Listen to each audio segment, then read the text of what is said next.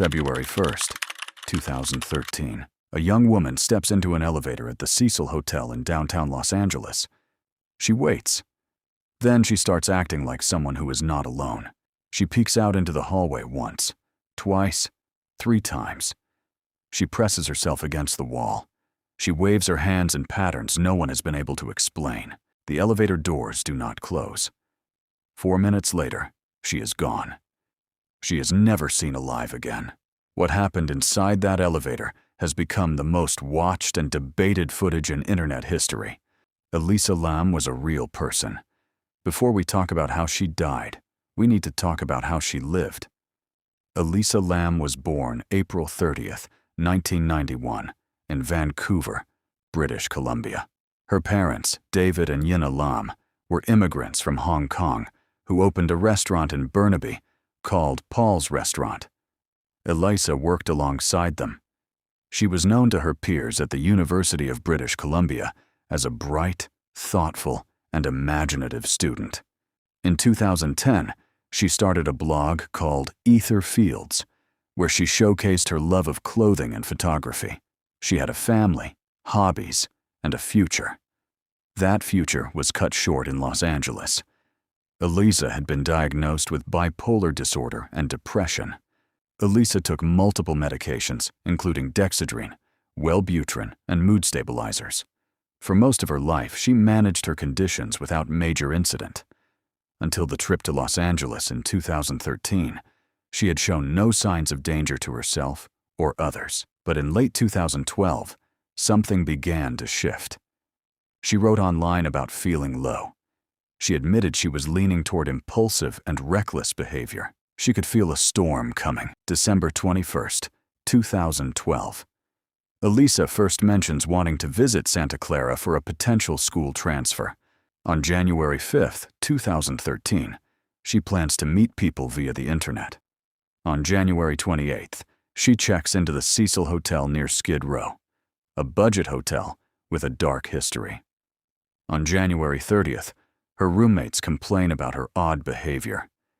She is moved to a private room on the 5th floor. Then she vanishes. On February 19th, hotel guests complain about funny-smelling water and low faucet pressure. A maintenance worker goes to the rooftop.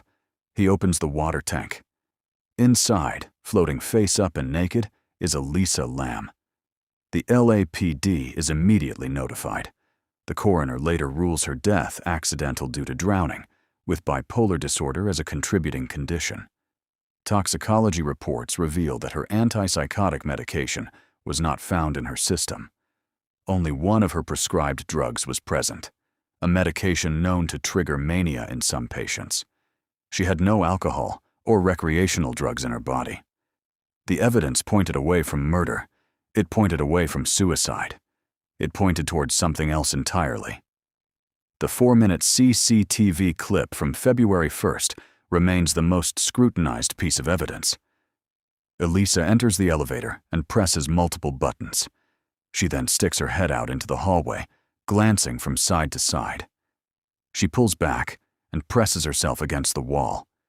She makes unusual hand gestures near her head. She appears to be speaking to someone the camera cannot see.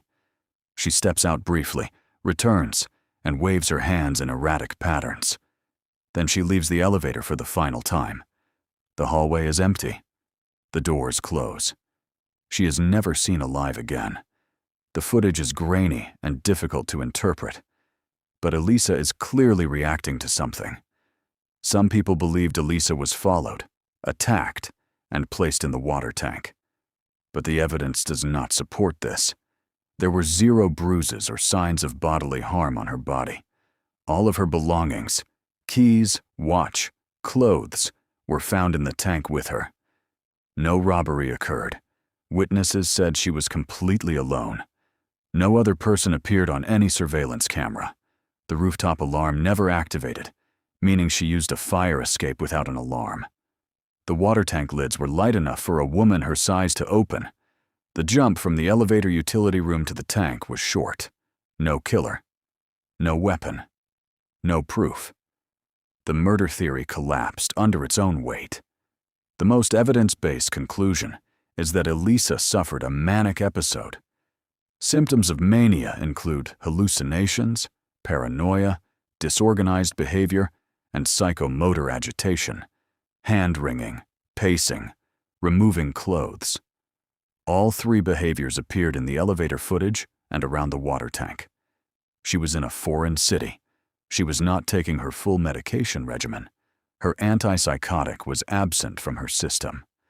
A confidential source reported a similar case, a bipolar family member who drowned in a water tank during a manic episode, drawn to water without understanding why. Elisa was not running from a person. She was running from something her own mind created. The explanation is tragic but clear. Elisa Lam was not a ghost story. She was not an internet meme. She was a 21-year-old woman who loved fashion, writing, and film, who blogged about her dreams and her fears, who called her parents every night, and who, in her final days, experienced something terrifying, not because the world was hunting her, but because her own mind turned against her. The lesson is simple. We need to talk about mental illness honestly, without shame or sensationalism. We need to look after the people in our lives, fighting invisible battles. Elisa's family still honors her memory. It is time for us to do the same.